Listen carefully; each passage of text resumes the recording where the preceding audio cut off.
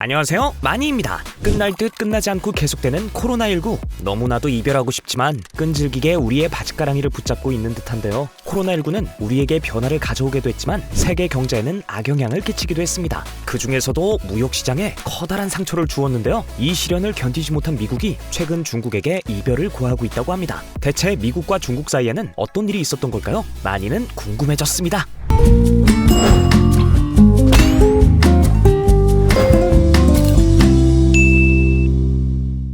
때는 2022년 3월 코로나19의 유행 기세가 좀처럼 잡히지 않자 중국은 큰 결심을 합니다. 바로 봉쇄할 결심 말이죠. 상하이에서 확진자가 계속 발생하자 중국은 아예 도시 전체를 자물쇠로 꼭꼭 걸어 잠갔습니다. 중국의 경제 수도인 상하이를 봉쇄하자 차들로 빼곡했던 상하이의 도로도 횡해졌는데요. 도로뿐만 아니라 상하이항에도 무역선이 들어오지 못해 횡해졌습니다. 좀처럼 도시의 문이 열리지 않는 탓에 상하이에 공장을 두었던 국내외 기업들도 타격을 받기 시작했는데요.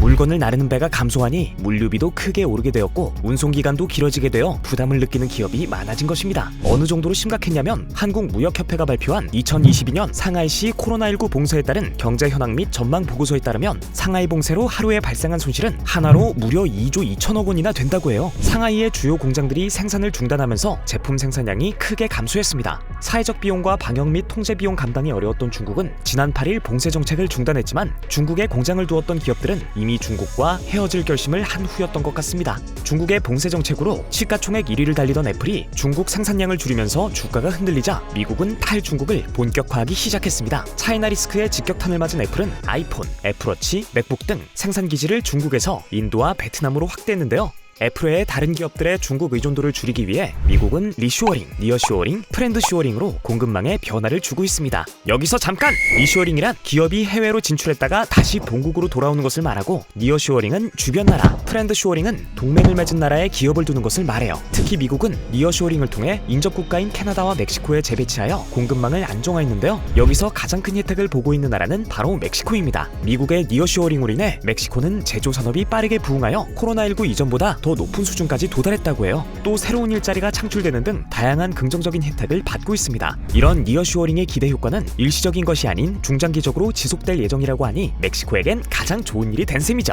사실 미국의 쇼어링은 이번이 처음이 아닙니다. 조금만 시간을 거슬러 올라가 보면 오바마 정부 때부터 빌드업이 시작되었습니다. 2008년 글로벌 금융위기를 겪었던 미국은 일자리를 늘리기 위해서 제조업 증강법을 제정하여 리쇼어링 기업의 세제 혜택과 이전 비용을 지원했는데요. 오바마 정부에 이어 트럼프 정부도 미국 우선주의를 내세우며 중국의 관세를 높게 세우며 중국과의 무역 전쟁을 감행했습니다. 이로 인해 미국과 중국은 불편한 관계가 되었고 더 나아가 바이든 정부는 치포라고 불리는 반도체법과 인플레이션 감축법을 도입하였습니다. 최근에는 아웃소싱까지 미국 안에서만 하는 온쇼어링을 목표로 잡았다고 합니다. 그렇다면 미국과 동맹국이면서 중국과 인접해 있는 우리나라는 어떻게 되는 걸까요?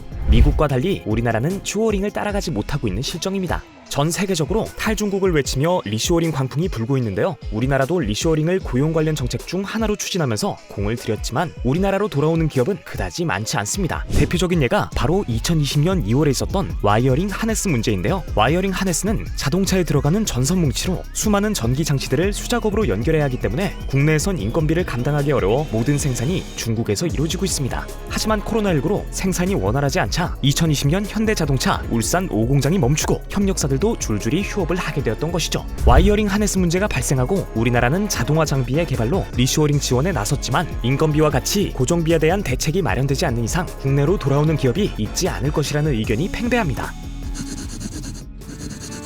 미국과 중국의 패권 갈등과 더불어 러시아 우크라이나 전쟁이 끝날 기미가 보이지 않으면서 전 세계가 리쇼어링 바람이 불고 있는 가운데 해외로 진출한 우리나라의 기업들은 까다로운 리쇼어링 인정 요건과 노동 규제, 차별 지원 등으로 인해 국내 복귀를 탐탁치 않아 하는 상황입니다. 한국경영자총협회가 지난해 해외 진출 기업 306개사 대상으로 리쇼어링에 대한 설문조사를 했는데 응답 기업의 93.5%가 리쇼어링 계획이 없다고 했는데요. 이에 정부는 첨단 공급망 핵심 업종의 해외 사업장 축소 의무 면제, 공장 신증축 없는 기존 국내 공장 유휴 공간 내 설비 투자 국내 복귀 인정 등 현장의 목소리를 반영하여 제도를 개선하겠다고 밝혔습니다. 리스크가 큰 중국에서 떠나는 것은 부정할 수 없지만 좀 더 실질적인 지원 방안과 제도를 마련하여 우리나라에도 리쇼어링 바람이 불길 기대합니다. 이상 마니였습니다.